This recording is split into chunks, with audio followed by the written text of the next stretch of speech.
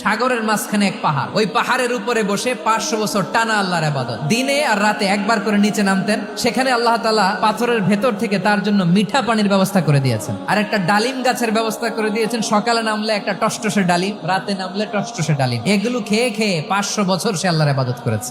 আল্লাহর দরবারে কিয়ামতের কঠিন ময়দানে যখন লোকটা হাজির হয়ে যাবে, আল্লাহ বলবেন 500 বছর ইবাদত করছে তো আমার দয়ায় আমার বান্দারে জান্নাত দাও। এই বান্দা বলে বালবি আমালি, আল্লাহ তোমার দয়া লাগবে কেন, আমি আমার আমল দিয়ে জান্নাতে যেতে চাই। আল্লাহ বলবেন তাই ঠিক আছে, তোমার 500 বছরের ইবাদত এক পাল্লায় রাখো। আর আল্লাহ বললেন আমি যে দয়া করে সৌন্দর্য দেখার জন্য তোমার দুটা চোখ দিয়েছিলাম, দুটা নয় একটা চোখ আরেক পাল্লায় রাখো। রাখা হবে, দেখা যাবে ওই 500 বছরের ইবাদত হালকা হয়েছে, আর মুহূর্তের মধ্যে আল্লাহর দেয়া একটা চোখের নেয়ামত ভারী হয়ে গিয়েছে।